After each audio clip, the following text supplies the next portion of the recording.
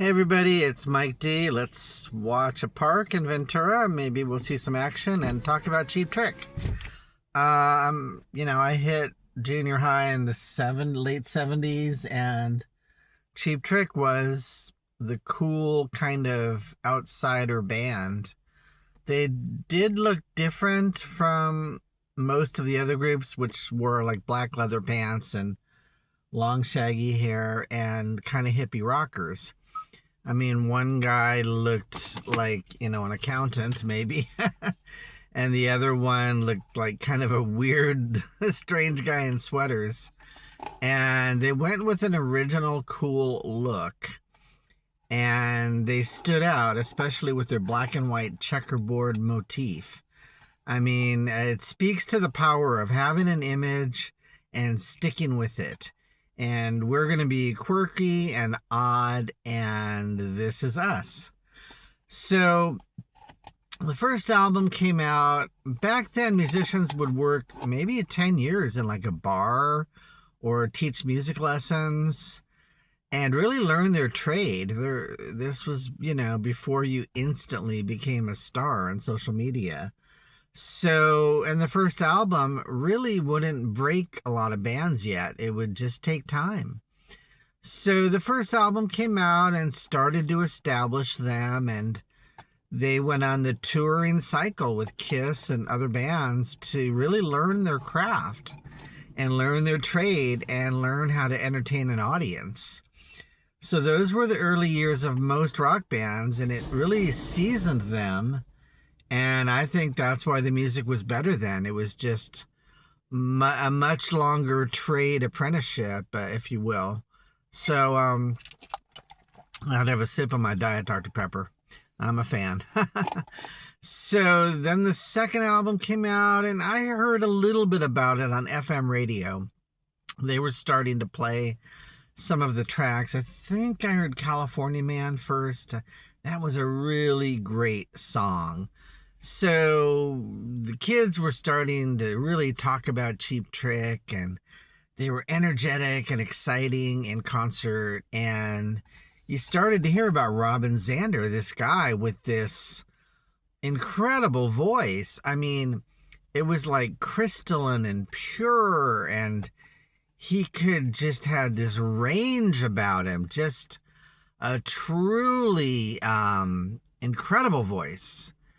And you started hearing about the innovation of Rick Nielsen on his guitar and the showmanship and how much he could do. And his parents ran a music store, and this was just his life. You can see the dedication and the craft. So they just started building and building slowly. Like I said, at the time, that's usually how it was done. Slow and steady. You got to tour and build up an audience like Kiss. And then by like the third album, the song Surrender came out. It was kind of a hit. It was starting to be big. It made it to like number 62 on the charts. And FM radio was playing it. It was a really good song. And they had kind of broken through. They were pretty big in where I was in Los Angeles, but different parts of the country, various, degrees of success. It was still dependent on really what the DJs and the radio stations were playing in your city. And then they did something unique. They put out a live album. They went to Japan, live at Budokan, put out no new songs. It was the same songs. They just became energetic. They became alive. And Surrender was re-released as a live song, and it just exploded. It was massive. Every kid in America was listening to the live version of Surrender, even though it had been out as a studio recording for like a year. The exact same thing that Kiss did. They put out a live album with the same songs, and it exploded. The songs were just meant to be played live, and you felt like you were at a big party, And then they immediately followed with I Want You to Want Me. Hello, big giant truck. We'll let you go by. The follow-up single was I Want You to Want Me, with a spoken intro, kind of different, and just a really cool, great single. Sounded really hot on the radio. And then they did a cover. They did Ain't That a Shame, and now by then all of their songs were getting picked up and played all up and down the top 40, and FM would play like the deeper tracks and cuts. So this was like by 79, Dr. Pepper break, and they had really made it. They had, with their unique image, they did it on their own terms and did not conform, and had this unique brand. And it kind of helped them that new wave was coming around with different looks and people kind of dressing up and doing things kind of weird. Although they were not new wave, it helped them a little bit, actually. Being quirky and offbeat, it was a cool band, rock band for new wavers to accept, if that makes any sense. It crossed over to different camps, and believe me, in junior high, there were all kinds of camps that you needed to be in, like the disco camp or the hard rock camp or light pop, like Kenny Rogers, believe it or not. That was like a camp. I mean, that stuff was huge. And new wave, and then straight ahead rock, and, you know, it was definitely, it was called the Music Wars. A lot of fighting and arguing about which was best. Now we love it all, but back then, that's how it was. It had to do with your personality, your image, you know. So then by 1980, they're like, okay, now we're going to release a proper studio album with a lot of money. And I think they got the Beatles producer in there, George Martin.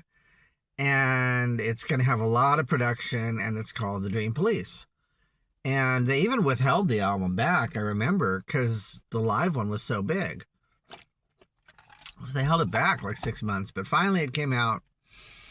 It started with the chorus, The Dream Police. I mean, not many songs start with a chorus, but this one did, and it exploded. It's a great song. They did an early music video. It's kind of weird. They were like talking in a police lineup. It did not make any sense to me. And MTV wasn't out yet in 1980, so I think they dodged a bullet, because I don't think it was a good idea. It was just weird, and never mind it. You know, you don't need it with that great of a song. So the album and song did really well. I mean, that was like their peak. And I remember I went to a big rock concert in LA, and the headliner was Ted Nugent, and supporting was Cheap Trick. And I'm telling you, Cheap Trick stole the night. They had the biggest applause, the most excitement and energy. And by the end of the night, Ted Nugent, a lot of fans were leaving. And the reason why is actually people get really tired at festivals. And if you play at the very last, people are burned out. So I'm not faulting Ted Nugent. But in a way, Nugent had kind of peaked, and this was the next new thing. So it kind of made sense to me that the peak of the concert was a little earlier in the evening with Cheap Trick. They were kind of on their way to the top. But I love Ted Nugent. Don't misunderstand me. They're just different, you know. So anyway, then 1981 comes around and things get weird. The bassist, this really cool looking rocker dude named Tom Peterson, he decides to quit. And he will stay for one more album. It's called All Shook Up. It has a weird cover. Rick Nielsen is kind of like, I don't know, dressed like a transvestite or something. It's unclear. I don't know if this was a dream fantasy they were depicting on the cover. Who knows? And Tom Peterson is standing there kind of awkwardly. You can almost foreshadow he's on his way out. And I don't know why. I'm sure the politics of the band were very intense, and they had musically different directions. He may have wanted to sing and do his own band, which he did, but it never amounted to anything. And it's a bummer, because Cheap Trick tried to bring in other bassists, but they just didn't have that original chemistry. So they took a dip. They took a dive. I remember by 82, 83, a lot of people in high school, I was in high school by then, had moved on to other bands. And yes, they liked Cheap Trick, but once again, they had peaked and they were on the downslide. It's a volatile industry, and other bands like the Police or something were still rising and eclipsed them. And they should have had a great MTV video at this point in 81, 82, but they did not. I don't know why they didn't put together something funny and clever. And the Dream Police wasn't it. It just wasn't. They were just talking like they were prisoners in a jail or something. A police lineup. It just didn't work. So, anyway, their singles, when they go back to hard rock, I don't think they're as successful. I don't think they're a metal band, or the public really wants that from them. We want comical, light rock, melodic pop rock. That's I Want You to Want Me. Those are the songs that do well with Cheap Trick. So that's my theory, my case, and I'm sticking with it.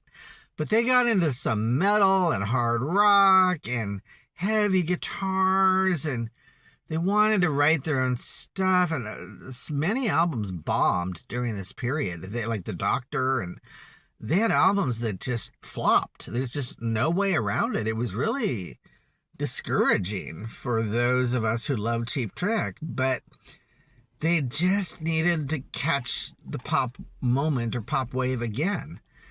And they did have a good song called Voices during this time, and She's Tight was a good song, but it made it to number 45. It just couldn't crack the top 40.